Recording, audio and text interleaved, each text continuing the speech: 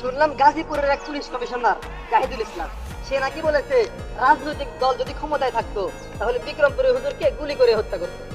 আর দেশের মানুষ ওই বোকাটাকে খবর দিয়েন গত 5 আগস্ট যে সমস্ত পুলিশ যাত্রাবাড়ি থানাতে ছিল তাদের কি অবস্থা হয়েছিল সেদিন। যারা একটার আগে থানা থেকে বাইর হয়ে পালাতে পেরেছিল তারা আজও তাহাজ্জুদের নামাজ পড়ে আল্লাহর কাছে দোয়া করে দ্বিতীয় জীবন ফিরে পাওয়ার জন্য। আর যারা বাইর হইতে পারে নাই তাদেরকে তাদের ফ্যামিলিকে খবর দেন, তাদের ফ্যামিলির সাথে কথা বলেন। আজও তাদের ছেলে মেয়েগুলো বাসায় বাবা বাবা বলে চিৎকার করে কাঁদতেছে, বাবা আর বাসায় ফিরবে না। সেদিন তাদেরকে মারা যাওয়ার পরেও আধা ঘন্টা করে পিটানো হয়েছিল, তাদের গলায় রশি বেঁধে ফ্লাইওভারের সাথে বেঁধে রাখা হয়েছিল। আরে ওই দিন তো আম পাবলিক মেরেছিল, এতেই 3 দিন পর্যন্ত লাশ এই ব্রিজের নিচে পড়েছিল, ফ্লাইওভারের নিচে। একটা কুত্তাও ওদিকে ফিরে পেশাব করে নাই।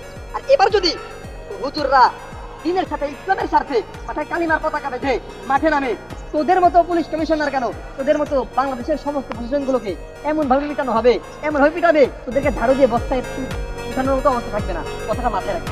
আল্লাহ হাফেজ।